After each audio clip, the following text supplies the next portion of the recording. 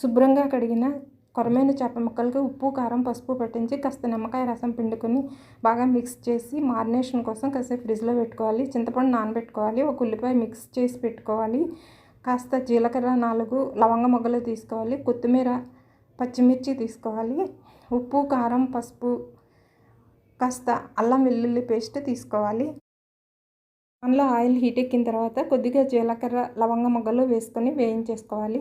ఇప్పుడు కచ్చాపచ్చాగా మిక్సీ పెట్టుకున్న ఉల్లిపాయ ముద్ద వేసుకొని బాగా వేయించుకోవాలి. ఇది వేగుతుండగానే కాస్త 4 రెబ్బలు కరివేపాకు వేసుకొని వేయించేసుకోవాలి. ఇప్పుడు కొద్దిగా నీరు పోసుకొని ఈ ఉల్లిపాయ ముద్దను ఉడికించుకోవాలి.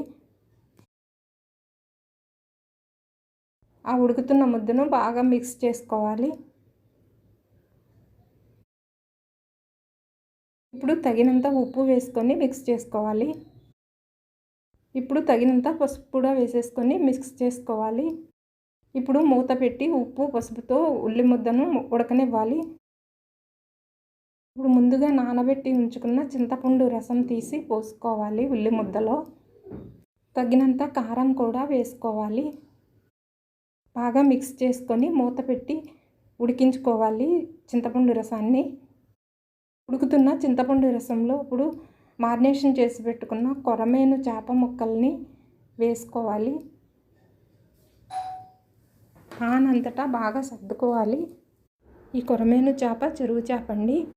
అప్పుడప్పుడు చేప తినడం ఆరోగ్యానికి మంచిదని చెప్తారు కదా.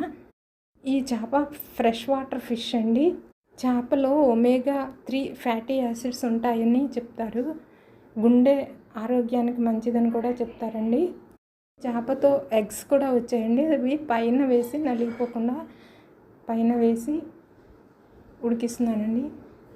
అన్ని చేప ముక్కలు సర్దిన తర్వాత 4 పచ్చిమిర్చి పైన సర్దానండి. చేప కూరలో గరిటె పెట్టి కలపకూడదండి. ముక్కలు మ్యాష్ అయిపోతాయి. ఇటు 2 కాడలు 2 చేతులతో పట్టుకొని అటు ఇటు తిప్పితే సరిపోతుందండి. బాగా మిక్స్ అవుతుంది. అదిగోండి కొద్దిగా అల్లం వెల్లుల్లి ముద్ద మాత్రం వేస్తున్నాను. ఈ చేప పులుసులో మేమైతే మసాలా వేయమండి. అల్లం వెల్లుల్లి ముద్ద సరిపోతుందండి. ఈ చేపకు అస్సలు నీసు వాసన కూడా ఉండదండి. సో అల్లం వెల్లుల్లి ముద్ద సరిపోతుందన్నమాట.